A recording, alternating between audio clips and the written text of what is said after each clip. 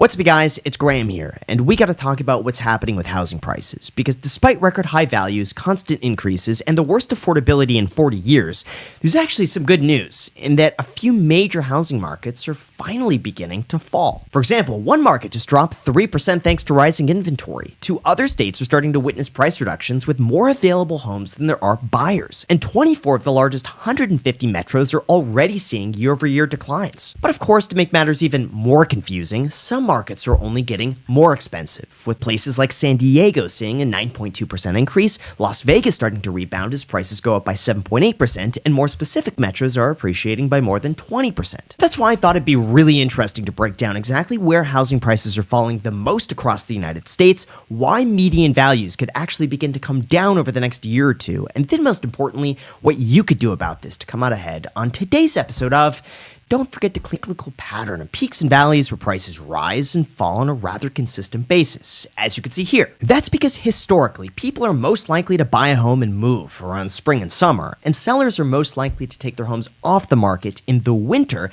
leading to this mid-year feeding frenzy of homes that begins to drive prices higher as demand increases. As far as why this happens, Redfin analysts say it's mostly dictated by weather, where cold and wintry conditions can make it hazardous or simply undesirable for buyers to travel to tours. And sellers know that homes have more curb appeal when flowers are in bloom and lawns are lush. Now, even though most seasonal pricing tends to be a difference of 8 to 12% off the sales price, some locations like the Northeast and Great Lakes lead the nation with a 22% variation between summer and winter sales prices, which means right now is probably going to be the most competitive time to get a home under contract, with just under 70% of all sales activity taking place in just the few of these busiest months, like we're seeing today. In fact, the National Association of Realtors said that sales activity in each market is so localized, but one method tries, with fairly decent accuracy dating all the way back to the late 1800s, and that's what's known as the 18-year cycle. This was originally identified by the British Real Estate Economist Fred Harrison, and by using these techniques, he correctly predicted the housing market crashes in the early 1990s and in 2008,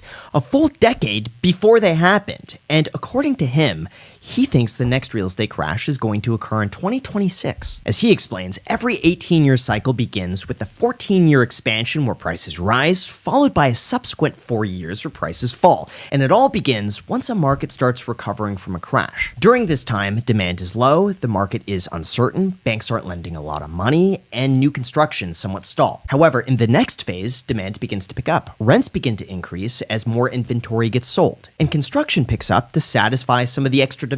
In the third phase, though, the market starts to overheat and prices rise at an unprecedented rate as more inventory, interest rates, and investor sentiment could lengthen or shorten these timeframes by however many years. But if he's right, then our next downturn could just be 2 years away. For example, in terms of a more specific timeline, he points out that the market generally takes about 4 years to start its upward trajectory, which would have last occurred from 2008 to 2012. From there, we typically see about 6 to 7 years of modest growth, which is largely what we saw from 2012 through 2018. His mid-cycle dip even occurred throughout some of the major markets in the United States, with several cities seeing a price drop in 2018 and 2019. But then we have the final boom phase lasting 6 to 7 years where prices grow faster than at any other point in the cycle, taking us through 2026. Now, even though this could be certainly chalked up to crazy conspiracy, and just because it's happened in the past doesn't mean it's going to happen again, although the founder does believe this method is still valid, saying, "We'll be in uncharted waters. It's anybody's guess as to the rate of collapse of housing prices." However, in terms of exactly where information's potentially floating around the internet somewhere in the hands of maybe someone you don't want having it, I've even had several times in the past where fraud alerts have shown up on my credit card from people trying to make a purchase in another state.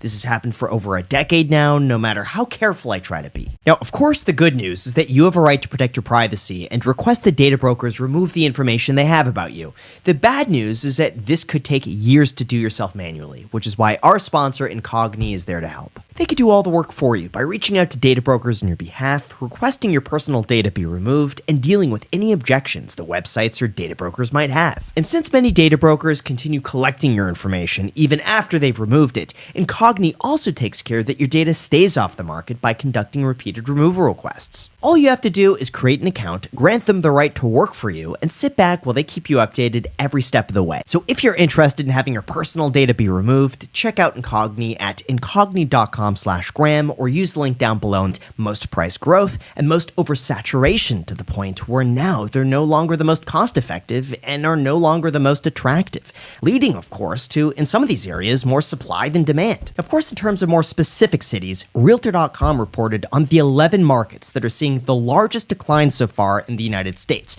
And at the top of the list is Miami, with an 11.2% drop year over year. Denver came in with a 6.3% drop. Seattle at 5.5%, Kansas City at 4.9%, Oklahoma City at 4.3%, and San Jose at 4%. On top of that, even Manhattan real estate prices are beginning to turn the corner, with the average sales price falling 3% thanks to rising inventory. In fact, there is now 9.8 months worth of inventory listed for sale in Manhattan, which means they are officially in a buyer's market. Of course, it might be too early to tell if it's a one-off event or if this is the start of a new trend, but it is very interesting to see exactly which markets are most affected. Now, second, when it comes to falling prices, there's another more sinister aspect to consider. Each home just kept getting bigger and bigger and bigger and bigger, while the average household kept getting smaller and smaller. Or I guess put another way, fewer people are now living in more square footage. That's why, even though the average price per square foot has stayed the same, adjusted for inflation, houses are getting more expensive because, in fact, they're getting bigger. As a really crude visual of this that I just made myself on Photoshop, imagine that the average home was $184,000 in 1980 for 1,600 square feet, or $299,000 in 1990, but for 2,600 square feet. Of course, if you're curious what the data shows us, in percentage terms, both the average and median size of new U.S. houses has increased by 62% since 1973. Frankly, the reason for this is really twofold. One, builders want to maximize the square footage on a vacant land for resale value, so they'll typically max out whatever they're able to construct. And two, buyers today want extra space for activities, especially as it becomes more common to work from home, so they'll gladly pay for it. However, that's now an Indiana-based home builder who recently introduced detached homes that are $50,000 to $75,000 less expensive and 300 to 500 square feet smaller than regular builds. I guess to me, this just seems like more of optimization, or as they say, instead of building a formal dining room, the focus is shifting to larger kitchen islands with seating. Also, builders are sacrificing primary bedrooms with walk-in closets and opting for another small bedroom. After all, as a real estate agent, I would see so many homes with wasted space and empty rooms that would just rarely ever realistically get used. Today, it just seems like that is a lot less common, and builders are scaling back on some of the waste because they don't want to spend the extra money themselves either. Now sure, some people could compare this to a budget airline who cuts costs 15% at the expense of cramming in extra seats and getting rid of an extra 3 inches of legroom, but it does result in lower prices and more efficiency, if that's what you're after. Personally though, I will say, as someone who's lived in a 4-bedroom home and a 900 square foot 1-bedroom duplex, in most places to defend home builders, but the reality is that extra square footage that you don't actively use gets very expensive. It's the reason you pay higher property taxes, higher insurance costs, and also higher utility bills. So if you could go without it and save some extra money, all things considered, I'd say it's worth it, even though technically you end up paying a little bit more per square foot than before. The savings is probably there. But overall though, at the end of the day, outside of a few specific markets that have declined, nationally, average prices have still risen 6.3% year over year. Existing homeowners are paying 21% more for insurance than they did just a few years ago, again due to higher building costs, and in the short term, that's unlikely to change anytime soon. The good news, however, is that there's a bit of a silver lining in that inventory is still steadily increasing from the pandemic low of 2021. But if interest rates go back down, there is the concern that'll spark more demand, which will push prices even higher than they are today. Although as far as what I think about this, I certainly see the argument that lower interest rates are going to spark prices up even more, but I also think it might push along, say, in this market, only buy a home that you intend on keeping for at least 10 years that you could comfortably afford. Otherwise, there's just too many risks that I see in the short term with buying and selling a home that you don't intend on living in for a long time. Like, I tend to believe that if you're only looking for a place to live in for the next 1 to 7 years, research shows that renting is cheaper than buying throughout almost all of the United States. And other calculators show that it could often take between 10 to 20 years to break even when you account for the cost of buying versus that of renting and investing the difference. So plan accordingly. Don't rush to buy something just for the sake of buying something.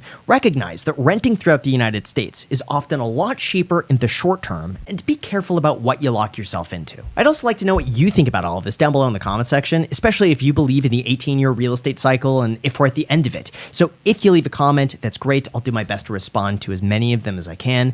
Thank you so much. Reminder to hit the like button, subscribe, and until next time.